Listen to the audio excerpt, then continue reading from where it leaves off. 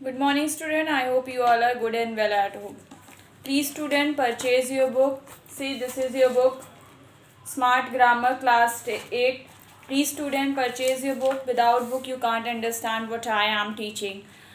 आप क्लास 8 में पहुंच गए हैं एंड आप सीनियर क्लासेस में हैं, तो आपको बुक ख़रीदना बहुत ही इम्पॉर्टेंट है and it is compulsory for all students कि आप बुक ख़रीदें। नहीं तो आपको समझ में नहीं आएगा कि आपकी टीचर्स क्या पढ़ा रही। वैसे ही आपके हर कोर्सेज में चैप्टर्स कंप्लीट होना स्टार्ट हो गए, ऑलमोस्ट वन चैप्टर तो कंप्लीट ही हो गए हैं, तो आप बुक ख़रीद लें और पढ़ना स्टार्ट कर दें।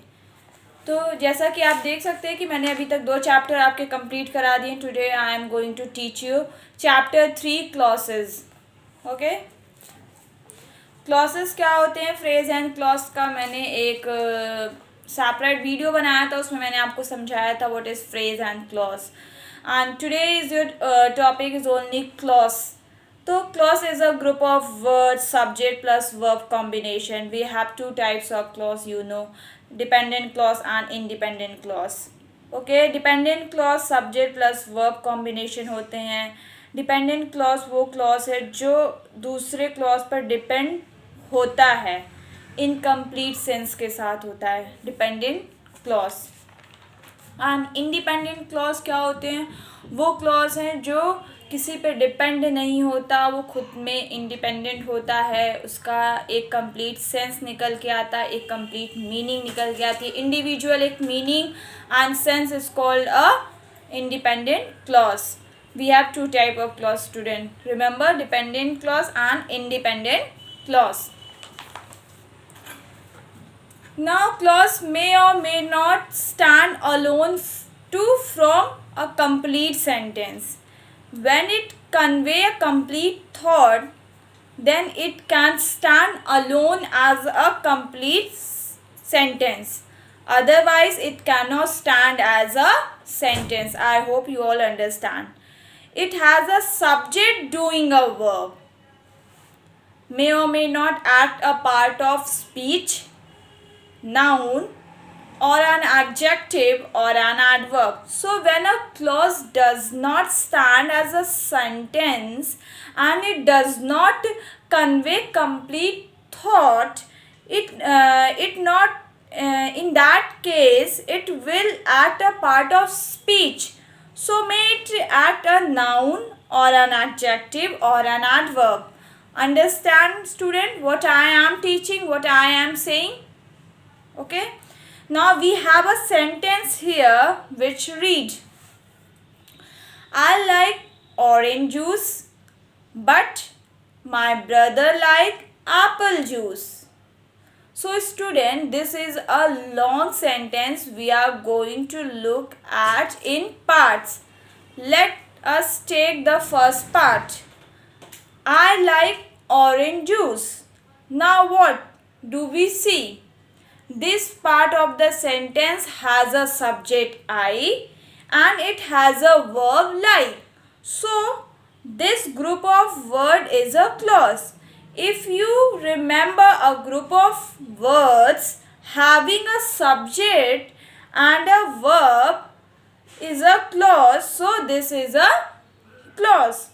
Now this clause express a complete thought, make complete sense and can stand alone as a sentence. I hope you all understand, student, what I am teaching. मैं क्या पढ़ा रही हूँ आपको समझ में आ रहा है। मैंने यही बोला कि मेरे पास एक सेंटेंस है, आई like orange juice but my brother likes Apple juice. ये जो है एक कंप्लीट सेंटेंस है। इसमें आप देख सकते हैं कि ये एक बड़ा सा बहुत बड़ा एक सेंटेंस है। तो हम इसको क्या किए, 2 पार्ट्स में पहले डिवाइड किए। जैसे कि फर्स्ट पार्ट में मैंने क्या किया, आई लाइक ऑरेंज जूस, ये मैंने किया। तो ये हमें क्या मिल के आया, जिसका एक कंप्लीट सेंस निकल के आ रहा है। एक कंप्लीट सेंस निकल के, आई लाइक ऑरेंज जूस, और जिसको आप देख रहे हैं ये किसी पे डिपेंड नहीं है। ये सेंटेंस जो है सिर्फ इतना सेंटेंस, इस पार्ट को मैंने 2 पार्ट्स में डिवाइड किया।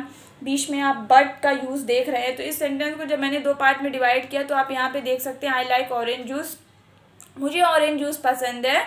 ये सेंटेंस जो है एक पूरा कंप्लीट मीनिंगफुल है, कंप्लीट सेंस है, और ना ये सेंटेंस जो किसी पे डिपेंड नहीं है, किसी पे ऐसा नहीं है कि आई लाइक ऑरेंज जूस, मुझे ऑरेंज जूस तब पसंद है जब मेरी मम्मी मुझे बना के देंगी, या फिर मुझे ऑरेंज जूस तब पसंद आएगा जब मैं खुद से कोई मुझे खरीद के देगा। ऐसा कुछ नहीं है, ये खुद में एक कंप्लीट सेंस निकल के आ रहा है। तो आप देख सकते हैं, बिल्कुल समझ सकते हैं। क्या क्या समझ सकते हैं? We see this part of sentence has a subject, इसमें सब्जेक्ट है, and it has a verb like, और इसमें एक वर्ब है like. So this group of word is a clause, ये ग्रुप ऑफ वर्ड है जो क्लॉज है। If you remember group of clause having a subject and the verb is a clause, so it is, अगर आपको याद होगा एक group of word जिसमें सब्जेक्ट प्लस वर्ब भी होते हैं, साथ में उसका एक प्रॉपर मीनिंग निकल के आता है जो किसी पे डिपेंड नहीं होता, तो उसको हम क्या कहते हैं?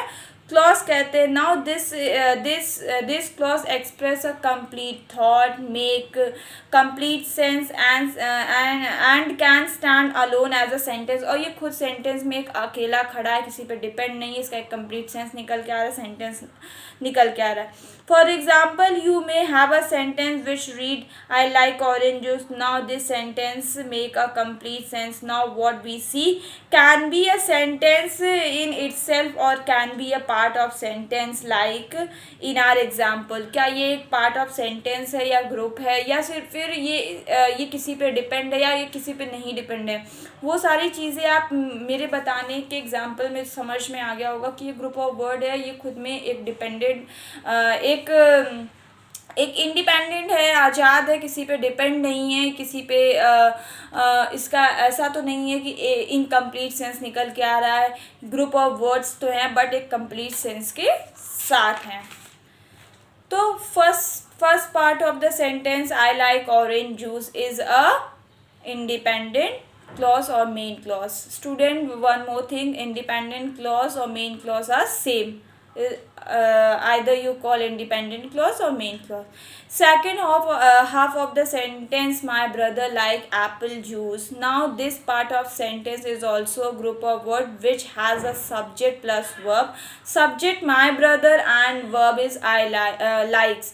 तो second part of the group of words में भी देख सकते हैं, ये भी एक कंप्लीट सेंस के साथ एक ग्रुप ऑफ वर्ड है, जिसमें आप देख सकते हैं ये लिखा है कि but my brother likes Apple juice, मेरे भाई को एप्पल का जूस पसंद है, लेकिन मेरे भाई को एप्पल जूस पसंद है। बीच में लेकिन लगा है, बट लगा है। The point is that but, ये बट क्या है? ये बट मेरा कंजंक्शन है।